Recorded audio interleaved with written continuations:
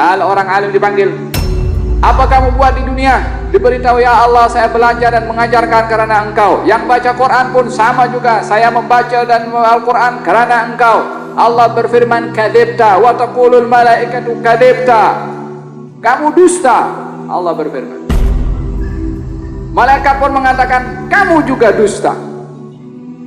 Yani malaikat menjadi saksi kepada apa yang dikatakan oleh Allah Subhanahu wa ta'ala. Allah tahu apa yang ada di dalam isi hati orang yang dia membaca Quran, isi hati orang yang berilmu itu. Ulama, kedudukan ulama begitu hebat di akhirat nanti. Diletakkan oleh baginda Rasulullah darjat para anbiya dengan para ulama satu darjat sahaja, dan akan ditimbang pena para ulama dengan darah para syuhada. Lebih berat dakwat para ulama.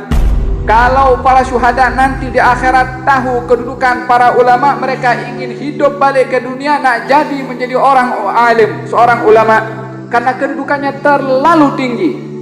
Tapi pada masa yang sama hukumannya pun paling berat. Dia kedudukannya tertinggi, hukumannya bagi mereka yang tidak menghargai ilmu yang Allah bagi pun juga paling berat. Akan dicampakkan sebelum yang lain. Awal man tusa'ar, pertama yang akan dicampakkan ke dalam api neraka, kata baginda Rasulullah, orang alim.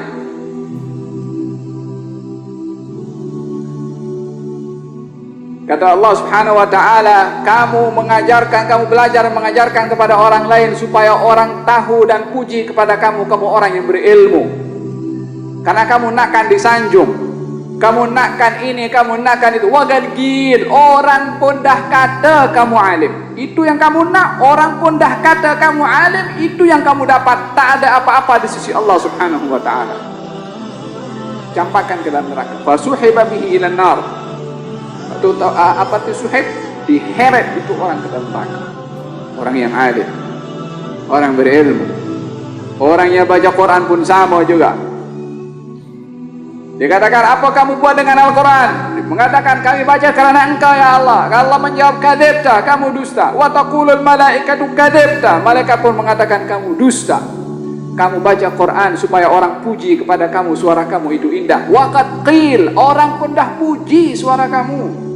Fasuhiba bihi ilan nar, orang baca Quran campakkan juga ke dalam neraka. Demikian orang yang jihad fisabilillah, mengorbankan nyawanya. Dikatakan, apa kamu buat? Jahadtu fisabilik, saya berjihad di jalan Engkau. Allah berfirman, kamu dusta. Malaikat menjawab, kamu berdusta. Kamu berjihad adalah agar supaya orang puji kamu seorang pemberani dan pahlawan. Orang pun dah puji kepada kamu. Fasuhiba bihi ilan nar, hantarkan ke neraka. Demikian orang yang suka memberi, mengorbankan kecintaannya kepada harta, diberikan kepada orang lain. Ditanya, apa kamu buat? Saya infak di jalan Engkau. Allah berfirman, kamu dusta. Malaikat pun menjadi saksi, kamu dusta. Kamu berinfak supaya orang puji kamu seorang yang dermawan. Orang pun dah puji kepada kamu. Fasuhiba bihi ilan nar. Nabi sebutkan 3, bukan hanya 3. Bukan hanya terhad kepada orang alim, ataupun orang baca Quran, ataupun orang yang berjihad, ataupun orang yang suka memberi, kepada seluruh amal perbuatan. Bila mana tidak dimaksudkan daripada amal perbuatannya ikhlas kerana Allah Subhanahu wa ta'ala, fama lahu fil akhirati min nasib, tidak akan mendapatkan apa-apa di akhirat di sisi Allah Subhanahu wa ta'ala. Wa man kana yarju liqa rabbih falyamal amalan salihan wa la yusyrik bi ibadati rabbih ahada.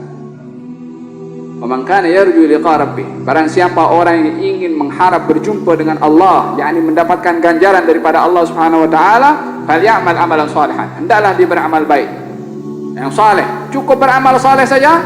Wala yusyrik bi ibadati rabbih ahada, tak menyekutukan dengan Allah sesuatu pun dalam amal perbuatan baiknya.